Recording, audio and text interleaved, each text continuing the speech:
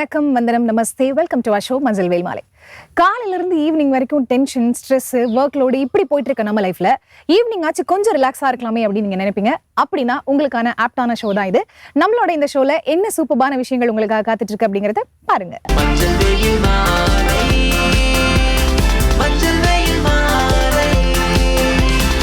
நம்ம ஷோட first segment யோகாசனம்.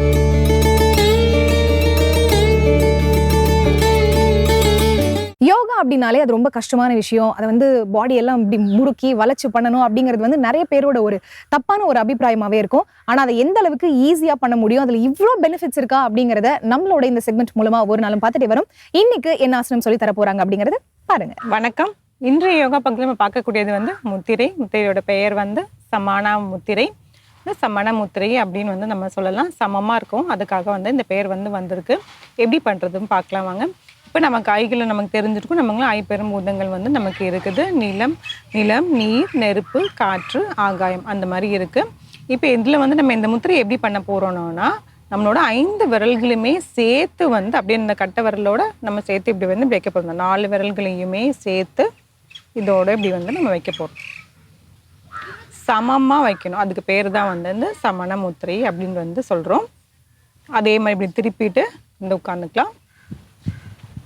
ஒரு ஆழ்ந்த மூச்சு உள்ளே இழுத்து வெளியே விடலாம்.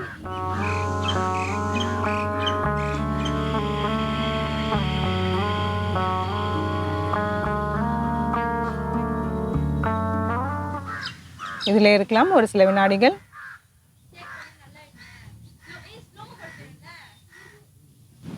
தளர்த்திக்கலாம்.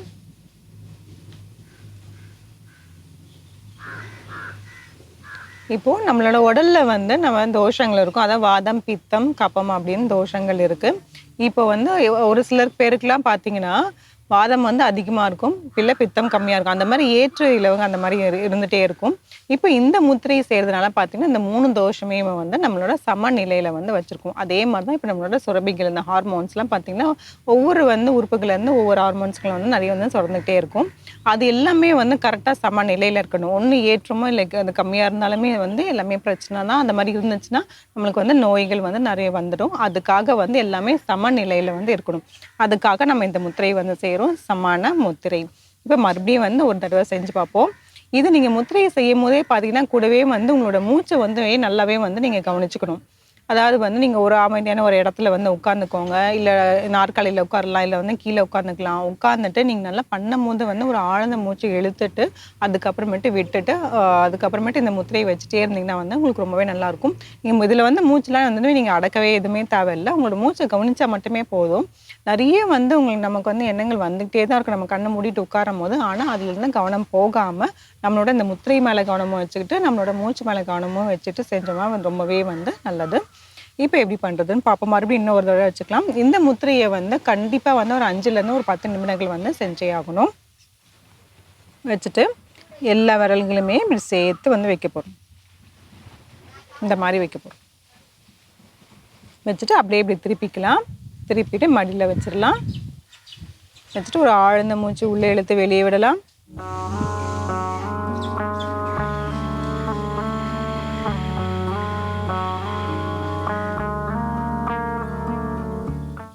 இப்போ அப்படியே உங்கள் மூச்சை கவனிச்சுட்டே இருங்க.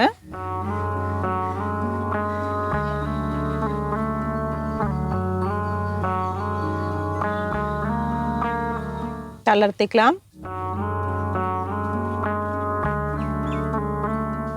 ஒரு ஆழ்ந்த மூச்சு உள்ளே இழுத்து வெளியே விடலாம்.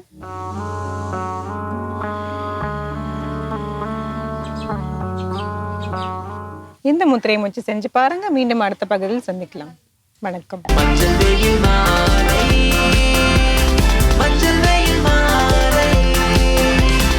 நம்ம ஷோட நெக்ஸ்ட் செக்மெண்ட் இங்கிலீஷ்ல பேசலாம். இங்கிலீஷ் அப்படிங்கிற ஒரு லாங்குவேஜ் கடல் மாதிரியான விஷயங்க. ஸோ அத்தனை விஷயங்களையும் நம்மளோட இந்த செக்மெண்ட் மூலமா ஒவ்வொரு நாளும் இவர் ரொம்ப ஈஸியா பிகினர்ஸ்க்கு சொல்லி கொடுத்துட்டு இருக்காரு. அந்த வகையில இன்னைக்கு இவர் செலக்ட் பண்ணிருக்கக்கூடிய டாபிக் என்ன அப்படிங்கறத பாருங்க. ஹலோ ஃப்ரெண்ட்ஸ், இன்னைக்கு நம்ம இங்கிலீஷில் பேசலாங்கிற நிகழ்ச்சியில் புதுசாக என்னெல்லாம் பார்க்க போகிறோம் அண்ட் என்னெல்லாம் புதுசாக சென்டென்சஸ் எழுத போகிறோம் அப்படிங்கிறதுக்கு முன்னாடி சின்ன ஒரு ரீகேப்சுலேஷன், அதாவது நினைவூட்டலோட நம்ம ஸ்டார்ட் பண்ணிடலாம் இல்லையா? ஸோ ஆல்ரெடி என்ன பற்றி பார்த்துட்ருக்கோம், காலங்கள் அப்படிங்கிற ஒரு விஷயத்தை பார்த்துட்ருக்கோம் இல்லையா? ஸோ இந்த காலங்கள் அப்படிங்கும் போது நமக்கு எவ்வளோ கைண்ட்ஸ் ஆஃப் டென்ஸ் இருக்குது? 12 கைண்ட்ஸ் ஆஃப் டென்சஸ் இருக்கு இல்லையா? ஒவ்வொரு டென்ஸுமே என்ன பண்ணிட்டு இருக்கு, ஒவ்வொரு அர்த்தத்தை நமக்கு ப்ரொவைட் பண்ணிக்கிட்டு தான் இருக்குது. ஸோ எல்லா டென்ஸுமே ஒரே மீனிங்கை நமக்கு கொடுக்கறது இல்லை, ஒவ்வொன்றும் ஒவ்வொரு மீனிங்ஸ் நமக்கு கொடுத்துட்டு இருக்கு இல்லையா?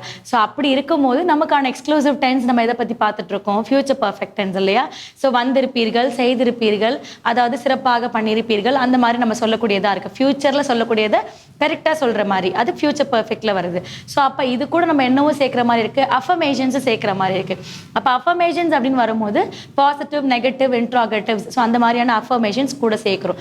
ஸோ அப்படி இருக்கும்போது இதுல நம்ம என்ன அஃபர்மேஷன் சேர்க்கிறோம், பாசிட்டிவ் அஃபர்மேஷன்ஸ்ல எழுதுறோம். ஒரு சென்டென்ஸை ஒரு பாசிட்டிவா அமைக்கிறோம் அப்படின்னாலே அது என்ன ஆயிடும், உங்களுக்கு நிறைய சென்டென்ஸ் ப்ராக்டிஸிங் ஆகிடும் ஈஸியாகவே. ஸோ நீங்கள் பேசுகிற மாதிரியே சில சென்டென்சஸ் நம்ம பழகலாம். Okay fine. ஸோ நம்ம டென்ஸ் இருக்குது, அந்த டென்ஸுக்கான ரூல் இருக்குது, நம்மளுடைய அஃபர்மேஷன்ஸ்லையும் எழுதுறோம்னு சொல்லியாச்சு. அந்த சென்டென்ஸை கரெக்டாக இந்த அர்த்தம் தான்றதை புரிய வைக்கிறதுக்கு யார் வேணும், வேர்ப் ஃபார்முங்கிறது வேணும். V1, V2, V3. ஸோ அந்த வேர்ப்லையுமே 3 ஃபார்ம்ஸ் இருக்குது. V1 form, V2 form, V3 ஃபார்ம்னு இருக்குது. ஸோ எந்த வேர்ப் எது கூட உட்காரணும், எந்த ரூலில் உட்காரணும்னு இருக்குது, அதாவது எந்த ஃபார்ம் எந்த ரூல்குள்ளே உட்காரணும் அப்படிங்கிறது இருக்கு இல்லையா? ஸோ அப்படி இருக்கும்போது இன்னைக்கான சென்டென்ஸ் என்ன, இன்னைக்கான வேர்ப் ஃபார்ம்ஸ் என்ன, அதை எப்படி எழுதலாம் அப்படின்னு சொல்லி தருவாங்க. பார்த்துட்டு இருக்கிறது future perfect tense.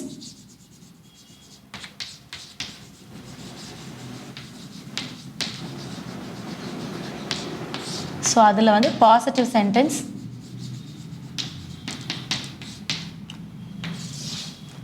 So verb form V1, V2, V3.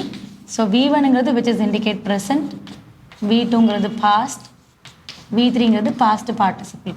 So அப்போ இங்கே என்ன பண்ணுறோம், V1 ஃபார்ம் fell அப்படின்னு எடுக்கிறோம். ஸோ fell அப்படிங்கிறது விழுது இல்லையா, கீழே விழுந்துருது அப்படிங்கிறது. ஸோ விழுந்தது fell அப்படிங்கிறது. ஸோ இதே செகண்ட் ஃபார்மில் என்ன சொல்கிறாங்கன்னா fall. ஸோ fall வரும்போது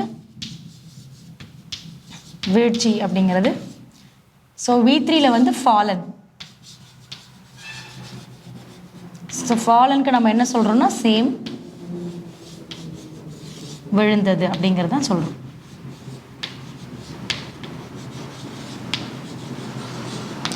ஸோ விழுந்தது, வீழ்ச்சி, விழுந்தது அப்படிங்கிறது, அதாவது ஃபெல், ஃபால், ஃபாலன் அப்படிங்கிற விஷயத்த நம்ம வேர்பில் இண்டிகேட் பண்ணியாச்சு. இப்போ நமக்கு என்ன ரெடி ஆகிடுச்சு, வேர்ப் ஃபார்ம் ரெடி ஆகிடுச்சு. V1 என்ன, V2 என்ன, V3 என்ன.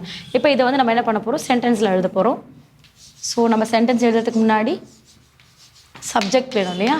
சப்ஜெக்டில் I, we, you, he, she, they, it. So இவங்கெல்லாம் நம்மக்கிட்ட என்ன இருக்காங்க, சப்ஜெக்ட் ரோலில் இருக்காங்க. ஸோ அடுத்தது ஃபியூச்சர் பர்ஃபெக்ட் டென்ஸோடைய ரூல். ஸோ இந்த ரூலுங்கிறது என்ன கொடுக்குது,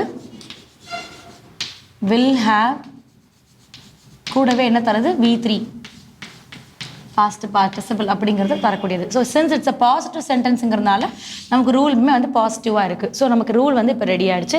இப்போ இது எக்ஸாம்பிளில் ஒரு subject she will have. So she will have, third என்னது, ஃபாலன் இல்லையா? So she will have fallen.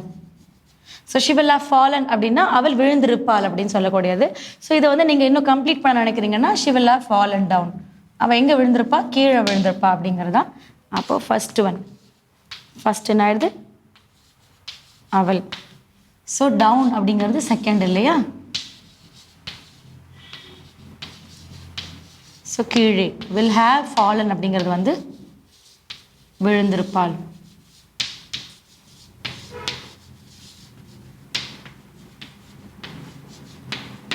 அப்போ she will have fallen down அப்படிங்கும்போது அவள் கீழே விழுந்திருப்பாள் அப்படின்னு சொல்லலாம். இந்த டவுன் வேண்டானா டவுனை மறைச்சிட்டிங்க அப்படின்னா அந்த இடத்துல இருக்கும் வெறும் அவள் விழுந்திருப்பாள் அப்படிங்கிறது மட்டும்தான் இருக்கும். ஸோ இந்த இடத்துல ஃபாலன் அப்படிங்கிற இடத்துல ஃபாலனுங்கிறது விழுந்துருது தான். ஸோ இந்த விழுந்துறதுங்கிறத நீங்கள் ஒரு ஆப்ஜெக்டில் கூட சொல்லலாம். என்னோட நோட் புக் கீழே விழுந்துருச்சு, என்னோட பென் கீழே விழுந்துருச்சு அப்படிங்கிறது. இல்லை நான் ஃபுல்லாகவே I was just totally fallen down அப்படின்னா நான் ஃபுல்லாக கீழே இறங்கிட்டேன், அதாவது டவுன் ஆகிட்டேன், I was emotionally fallen down அப்படிங்கிற மாதிரியான இடத்துலலாம் நீங்கள் அந்த ஃபாலன்ற வார்த்தை யூஸ் பண்ணலாம். பண்ணலாம், கீழே விழறது இல்லையா? ஸோ அந்த மாதிரி இல்லை சின்ன குழந்தை ஓடிட்டே வந்து விழுந்துட்டாங்கன்னா like he will have fallen down, அவன் கீழே விழுந்திருப்பான் அப்படின்னு சொல்கிறோம் இல்லையா? ஸோ அந்த மாதிரிலாம் சொல்லலாம் இந்த ஃபெல், ஃபால், ஃபாலன் அப்படிங்கிறது. ஆனால் ஃபெல் எங்கே பயன்படுத்துவோம்னா V1ங்கும் போது ப்ரெசென்ட்டில் பயன்படுத்துது இல்லையா? ஸோ அதுவே பாஸ்ட் வரும்போது ஐ ஃபால், ஸோ அப்போ பாஸ்ட்டில் ஃபைன் பண்ணக்கூடியது. இதுவே பாஸ்ட் பார்ட்டிசிபிள்னா அந்த ஃபியூச்சரில் வரக்கூடியது வில் ஷால் எங்கே இருக்கோ ஸோ அந்த இடத்துல நீங்கள் பயன்படுற மாதிரி இருக்கும். ஏன்னா ஒவ்வொருத்துக்கான வேர்ப் ஃபார்ம் தக்குன மாதிரி தான் நம்ம என்ன பண்ணணும், இந்த ரூலில் நம்ம எழுதுவோம். இப்போ இந்த 3 வேர்ப் ஃபார்ம் நமக்கு இருக்குன்னா எந்த ரூலுக்கு எந்த வேர்போ அதான் போடணும். இப்போது இந்த ரூலுக்கு கொண்டு வந்து V2 நீங்கள் போட்டிங்கன்னா அது உங்களுக்கு சூட் ஆகாது. For example she will love fell down அப்படின்னா ஃபர்ஸ்ட் ஃபார்ம் போட்டாலும் கரெக்ட் தப்பு. ஸோ நம்ம she will have fall down அப்படின்னாலுமே என்னது நமக்கு அது தப்பாயிடும். ஏன்னா நம்ம வில் ஹேவ்ன்னும் போது ஃபியூச்சரில் பர்ஃபெக்ஷன் சொல்கிறோம். ஸோ அப்படிங்கும் போது she will have fallen down, அந்த ஃபியூச்சர் அந்த பாஸ்ட் பார்ட்டிசிபிள் அப்படிங்கிறது நமக்கு வரணும். இதை இப்படி தான் எழுதலாமா அப்படின்னு கேட்டிங்கன்னா இல்லை, நேம் கூட நீங்கள் யூஸ் பண்ணிக்கலாம். இப்போ இந்த ஷீங்கிற இடத்துல வந்து நம்ம என்ன பண்ணலாம், நேம் யூஸ் பண்ணிட்டு கூட ஸோ பாபு வில் ஹேவ்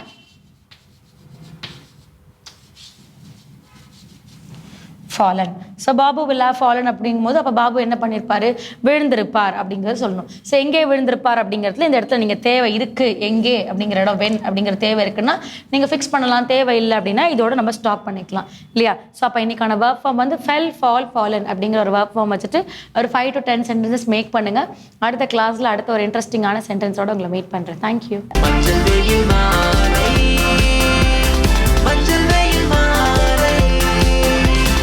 நம்ம ஷோட நெக்ஸ்ட் செக்மெண்ட் தெரிந்து கொள்வோம்.